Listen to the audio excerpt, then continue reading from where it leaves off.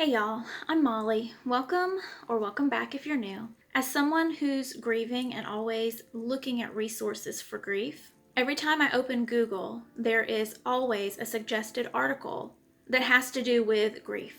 The other day, there was an article that caught my attention, and I started to read it, and then I realized I wanted to read it with y'all so that I could give you my honest feedback about the article. I will leave a link to the original article so that you can check it out for yourself, and I'm going to open it up and look at it right now. So the name of the article is 21 Texts to Send Someone Who's Grieving, according to a therapist. This therapist, it says, her name is Dr. Danielle Forshee. She talks a little bit about how awkward it can be to support someone who's grieving, and how, since texting is sort of a common form of communication these days, something that you can send rather than not saying anything at all. Because we know how awkward it is. You don't know what to say, so then you just don't say anything, which leaves someone who's grieving feeling even more abandoned. It doesn't say anything in this article about whether Dr. Forshee has experienced grief herself. I feel like if she had, it would have said something about that, but that could just be me being nitpicky. So like I said, this article is a therapist's suggestions for text ideas that you can send to someone who's grieving. Let's review. Okay, the first one is, I'm here for you if you ever need to talk. She says, don't rely on the heart emoji. Let your friend know that you're there to talk if they need to reach out to anyone. This one is okay.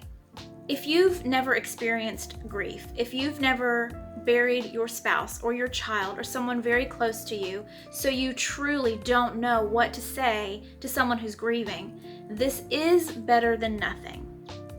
However, someone who is in the midst of grief, who is completely turned upside down and is drowning in their grief, they aren't going to know what they need to talk about, and they aren't going to know who to reach out to, and they are certainly not in the middle of it going to be thinking about somebody who sent them a text ever how long ago saying, I'm here for you if you ever need to talk, and then going radio silent. The only way this text really and truly works is if you are in constant contact with that person. Because if someone said, I'm here for you if you need someone to talk to 6 months ago, and I haven't heard from them since then, I do not feel comfortable reaching out to that person. I do not feel like they actually still want to hear from me. Okay, so the next one. I heard about your loss and I know that you're going through a difficult time right now. I'm here. So she's saying, point out the situation and let them know that you sympathize. Again, this is better than nothing. If your only two options were this and nothing, then this is better than nothing. The next one is, I can't imagine how you must be feeling. If you need anything, please let me know. And the notes on it say, empathizing is important. Okay.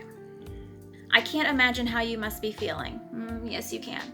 There's a reason that all of my mom friends have disappeared. They can imagine what I'm going through, and seeing me or talking to me obviously brings those thoughts to mind of what it would be like if their child was dead. So you can imagine what somebody's going through. And again, if you need anything, please let me know. I don't know what I need. Someone who is in very fresh, absolute drowning in grief does not know what they need. So this is better than nothing, but that's it. The next one. I know that you're going through a tough time. I also went through this. I'm going to check in with you. Okay, this is very generalized, but this is getting so much closer to the target. I know that you're going through a tough time. I also went through this. I'm going to check in with you. If you have gone through a similar situation to what the person that you're texting is going through, then be a little more specific without making it about you. And the I'm going to check in with you is amazing. So I know that you're going through a tough time. I also buried my child. I also buried my spouse, my sister died, or my dad died. It's not going so far as to turn the attention to you, because in that moment, that's not what you want to do. You want to let someone know, I have been in a similar situation as you, so they do not feel as alone as they might feel right now. But the icing on the cake is, I'm going to check in with you. If you say this, then do it. Send them a text every single day, even if they don't answer you back. I know I got so many texts. I think I still do sometimes now. And I think about replying and then I forget about it. And the people that just keep sending it, just to tell you that they're thinking of you, just to tell you that they love you, it means so much. So even if they don't respond, please, please keep your commitment if you promised to continue to check in with somebody. This one is pretty good. The next one, can I get you anything? Her comment, or the comments on it are, reach out just to be there for them. Can I get you anything? Again, they don't know what they need. They don't know what they want. They are in absolute despair, and they are absolutely drowning and out of touch with reality, and can't possibly think about, do they need milk? Do they need someone to put gas in their car? So rather than saying, can I get you anything? It would be more helpful to say, I'm going to the store and I'm coming by your house. I will bring you groceries. Is there anything specific you need? And then bring them some groceries. If they don't answer you and say, yes, I'm out of milk, you can still bring that. You're opening up the door to say, I'm already doing something. I'm already on my way to the store and I'm already planning to come by your house. Is there anything on top of that you need?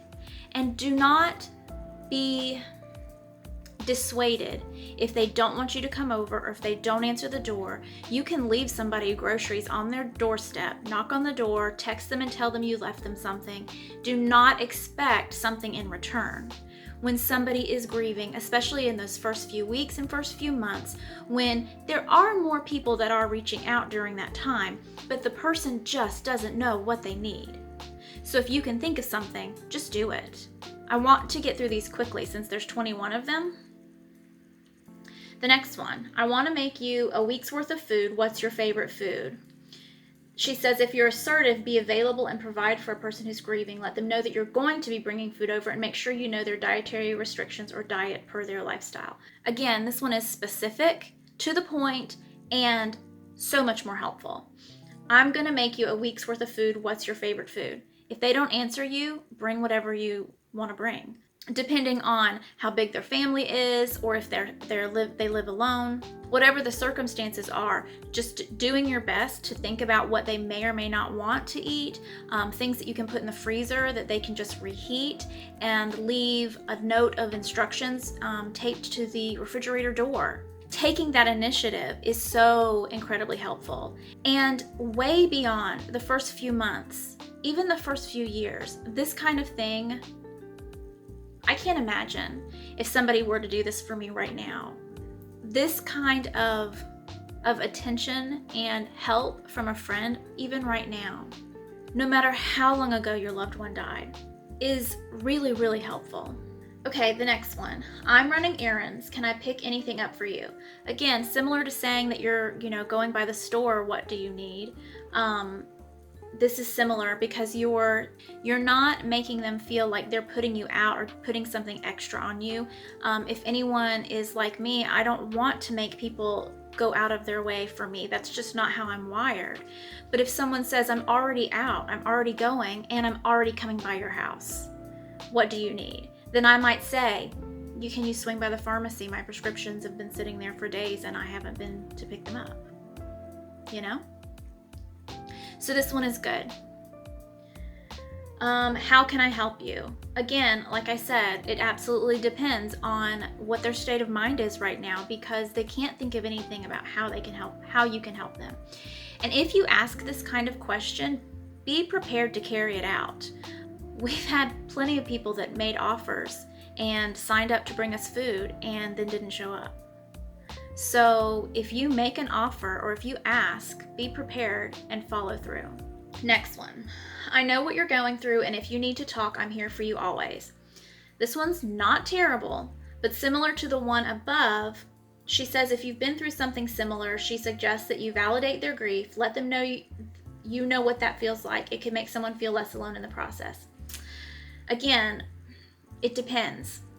If you tell me you know what I'm going through, but our situations are not similar, then it's going to feel like you're just trying to put the attention on yourself and you're not validating my pain. If your dad died, no matter how long ago it was, and then your friend's dad dies, for you to use that moment, that opportunity to talk about everything that you went through with your dad dying, it's taking away from their pain. In that moment, if you're being there for your friend, you are not helping them by making it all about your story and your experience. Rather, sitting there and saying, I know what you're going through because my dad is also dead, and leaving it at that. Like, it leaves the door open for connection rather than shutting the door by saying all of the traumatic things that happened when your dad died or all of the things that you went through. Waiting for someone to ask you questions. If that person says, can you tell me how hard it was for you for the first few weeks or the first few months, or how did you deal with this situation or that situation? Leaving the door open for those conversations, not bulldozing in and being like, I know how you feel. I know what you're going through. It can make somebody feel less supported, even though you both have had a similar experience. And then she says, if you need to talk, I'm here for you always. Again, if you're making that offer, keep putting it out there. Even if they don't respond, keep putting it out there. The next one is, I know this is hard and I love you. Let someone know that you sympathize with them and know what they're going through and that you care about them. This one's not bad. Like I said, if you've been texting someone and they're not responding, this would be a good follow-up message just to let them know that you are still thinking about them and are not going to give up on them. The next one says, hey, I'm coming over with coffee. She says being present is one of the best ways to help someone grieve. If you're close to someone going through this tough time, being as available and present to them as possible is powerful in aiding the grieving process. Saying, hey, I'm coming over with coffee or with bringing whatever, if they don't answer you or they don't come to the door, leave the coffee on their doorstep and text them and let them know that you left them the coffee and you would love to see them another time. And if they do let you in and you are sitting on the couch with them and you can tell that they're really not up for a long visit, then don't make it a long visit. Definitely make the effort, but feel the situation out as to how long you should stay and what else you can do from that point on. If they say, can you come back tomorrow? Or maybe this will open a door for them to want to visit more frequently, or open the door for them to let you know what other things that they could use support with. Next one. Thinking of you, I can't imagine what you're going through. I'm going to drop off some dinner for you tonight. She says, if you're assertive, let the person grieving know that you are going to be taking care of things for them. So again, thinking of you is great. I can't imagine what you're going through is not true. Yes, you can. You can imagine it. Unless you're one of those concrete thinkers or whatever that brain thing is where you don't have an imagination, you can imagine what they're going through. So I would leave that part out. So if you just said, thinking of you, I'm going to drop off some dinner for you tonight, and do it.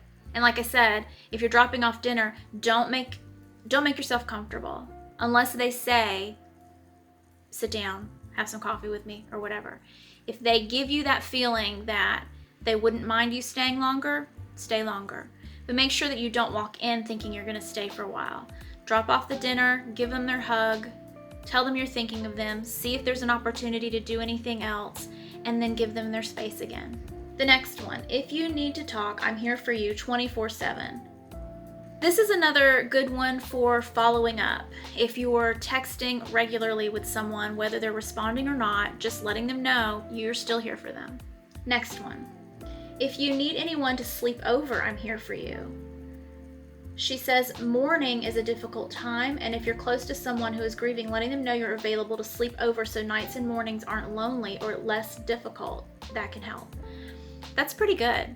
If you know that this is a situation where, say, someone's spouse has died and they are afraid to sleep alone in their house, or someone who has small children and it would be helpful for you to get their kids up in the morning and let them sleep in a little bit and help ease the morning things like making breakfast and stuff like that. Like, it depends on, the situation, but this one's actually really nice.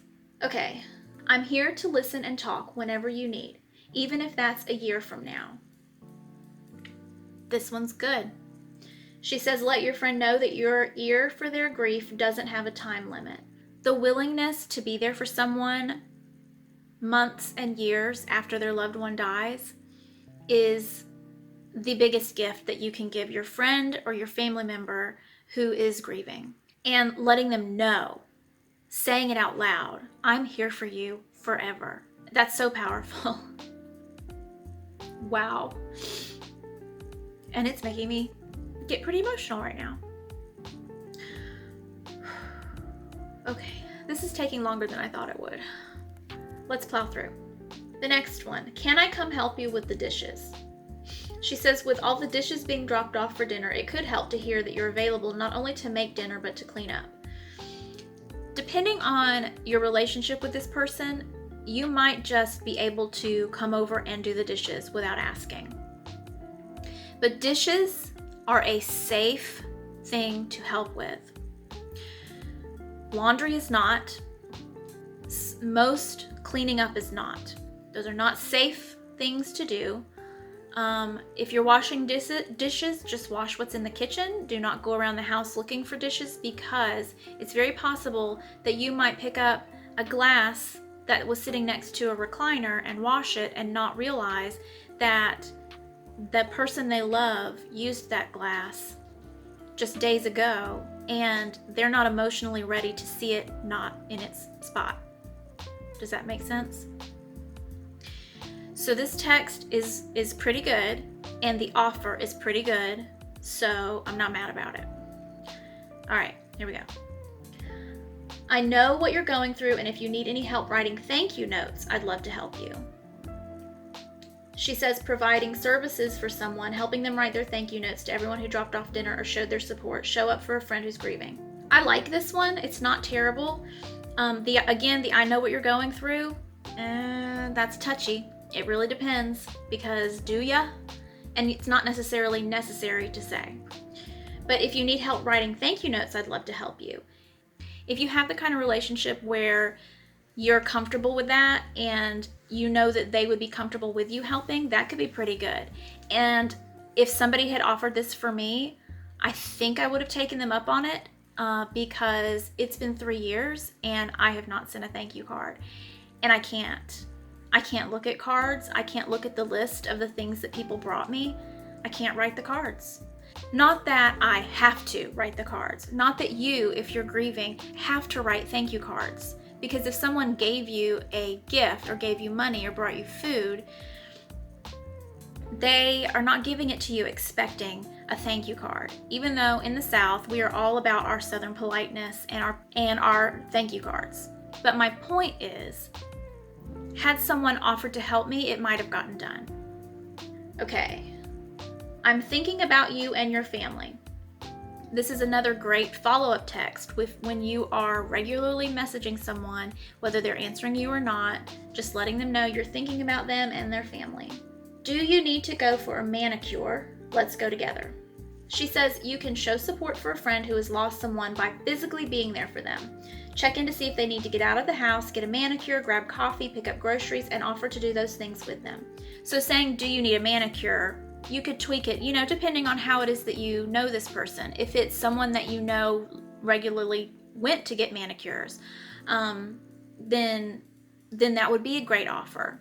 And offering to go with someone, especially because then you can drive them, because they're not in a state that they are able to drive, and you can help them sort of navigate the situation. Because had I would have, It would have been so much easier for me the first time that I went anywhere after my daughter died to have someone to drive me there, to talk to the person behind the counter, maybe even to use my debit card and swipe it for me, carry things, like help navigate things so that I didn't walk out in front of a car or, stand there like a deer in headlights trying to order coffee.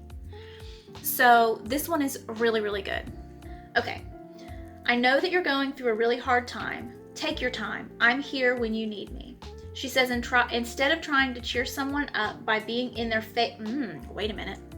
She says, instead of trying to cheer someone up by being in their face, sunny disposition about the world, let them know it's okay that everything sucks. She's got a good point. I like this one. It's good. It's good. It's just be sure that if you say I'm here when you need me, that you are, and that you keep making that offer. But I especially love her mindset behind this one because she's saying, don't try to cheer people up. That is not helpful. The last one is this the last one? Oh, yeah, okay.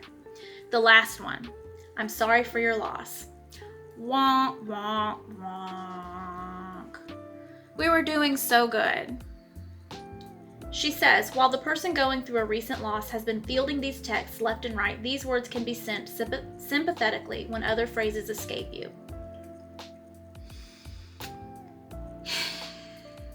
Yeah, but I'm sorry for your loss can feel very insensitive. It can feel like you're not opening the door for conversation and you're just checking a box that you said something and moving on. So, if you're gonna send a text that says something to the effect of, I'm sorry for your loss, try to make it sound more genuine. I would suggest sending a text that just says, I'm thinking of you and I love you. That is much more comforting, in my personal opinion, than I'm sorry for your loss. For a couple of reasons. While I've opened this door, I might as well go through it. Why are you sorry? You didn't do it. Why are you sorry for my loss? I didn't lose my child. She's not a set of keys. She died. So for me, I am still really touchy about the way we word things. And so that is another reason that rubs me the wrong way. But also, when you get 979 messages on Facebook, on your phone, wherever you go, people saying, I'm sorry for your loss. When you hear that so many times, it becomes very grating and it becomes almost like insensitive and just almost rude. If you wind up saying that to someone, it's okay. Just be sure that you add to it. Just be sure that that's not the only thing you say. Continue to send more texts using the other ideas that are good and making them more personal to your person. And if you're promising to be there for someone, continue to be there for them, whether they respond to you or not, whether they answer your text or not. Keep sending them those texts. If someone comes to your mind, send them a text. If for some reason something makes you think of them, no matter how long it's been since their loved one died, send them a text because there's a reason that it came to you, and I promise you, it will be at a time when they needed to hear from someone. They needed to hear just even the smallest thing, just saying I'm thinking of you. The timing to send a text is always right. So check your intentions, double check your wording, and keep your promises. Well, that was more intense than I thought it was going to be. Let me know if you found this helpful. Comment and let me know what your thoughts are. Subscribe if you want more content like this. And let me know, do you want me to review more articles like this? When Google sends me these kind of articles, do you want to hear my thoughts about it? Let me know. In the meantime, check out some of my other videos, and thanks for watching. Until next time, bye y'all.